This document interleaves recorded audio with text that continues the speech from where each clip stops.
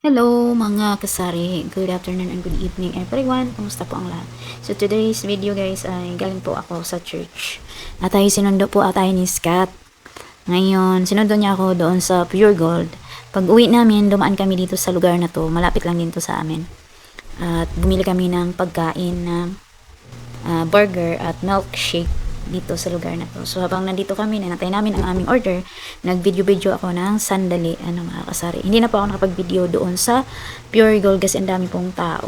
So dito sa lugar na to, maganda po mag-walking, lalo na sa umaga, sa hapon, kasi hindi po ganong crowded dito sa village na to. At magkaiba po itong village na to sa aming tinitirhan.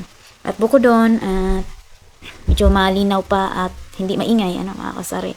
So ayun, bago po ako pumunta kami doon, namili kami sa Pure Gold ng mga ilang pirasong chicheria kasi as in ubos na mga kasari ang ating chicheria.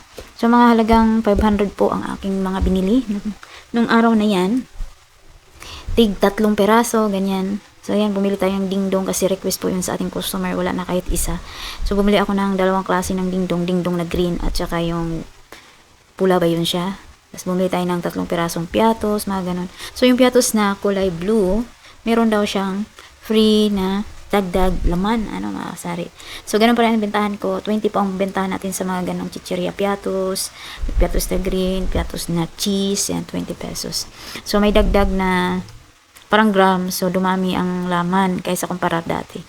So ayan mga kasari, sa tsaka yung yan, sinamaanghang 9 pesos po ang aking benta. At yun dahil, voice over nga pala ako mga kasari, gawa po ng ang ingay po ng time na yun habang ako ay nag-video. So, bumili din ako Mr. Chip, 3 piraso, 9 din ang bentahan natin. At ito meron po akong nabiling na shock po ako. At hindi po ako ini-expect na ganun siya ka-pricey. So, ayan, wagan po natin mga kasari.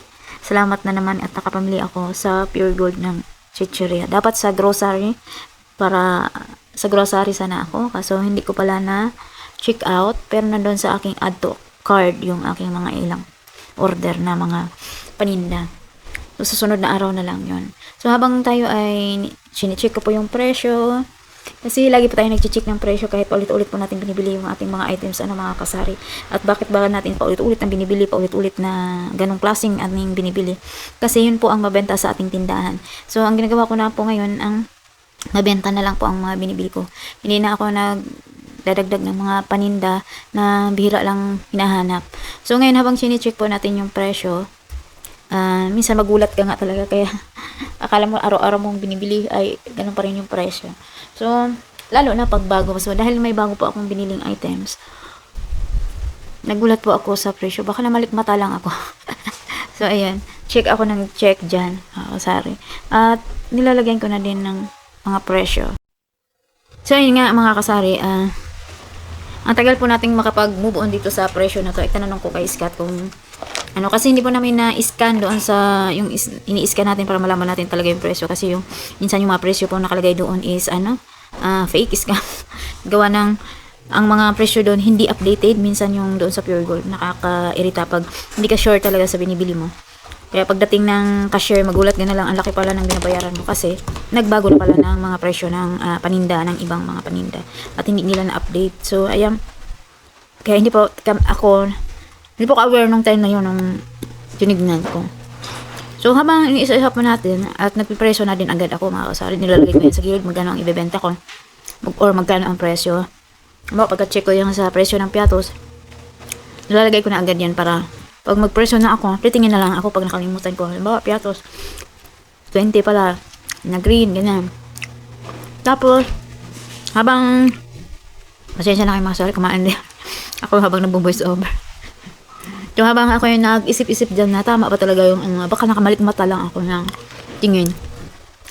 Ay, nag-repress muna ako ng aking kaisipan. Kaya ako yung naglagay na ng presyo doon bawat isa. At nilalagay ko na rin ng butas yan, lahat na para diretso na din i-display mga kasari.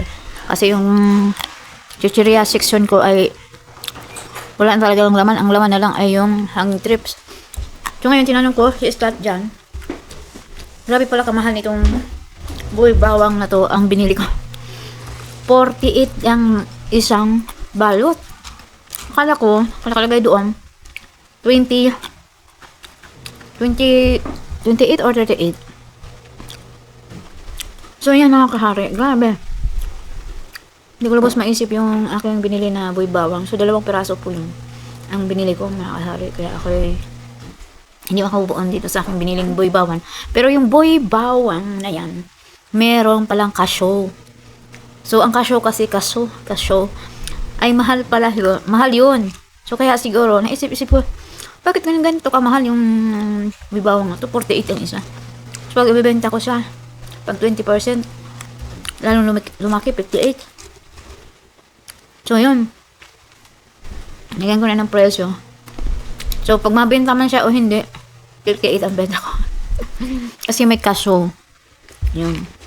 Kaya para, iniisip-isip ko kung bakit siya mahal. Tinitigyan ko ng maigi yun. So, yun lang mga kasari. Yung parang nasyak-syak man baga ka. Minsan sa ating mga binibili na hindi po natin alam kung magkano ang presyo. At minsan, nagkampante na tayo doon sa presyong nilagay ng pure gold. O saan man tayo mamili na. Nakalagay doon, 85 grams kasi yan. Tapos, nakalagay doon, parang 34 yata yun. So, isip-isip po, baka 40 pwede siguro yun. At baka may bibili naman kasi may kaso. Pero nung binili ko yun, hindi ko po napansin na may kaso palang kasali. Hindi ko alam kung ano yung kaso o cashew. Sabi ng anak ko, kinakoreksyonan pa ko habang nagbubis. Cashew. Parang kalki yung cashew. So, yan. Yun lang mga kasari ang aking share sa inyo. Maraming salamat sa inyong walang sawang suporta at thank you so much and God bless po sa ating lahat. Naway okay po kayo sa alright at naway siksiklig lumalagas ang benta po sa ating lahat. Maraming salamat sa inyong panonood. See you in my next vlog and don't skip the ads guys. Thank you so much for watching. God bless everyone.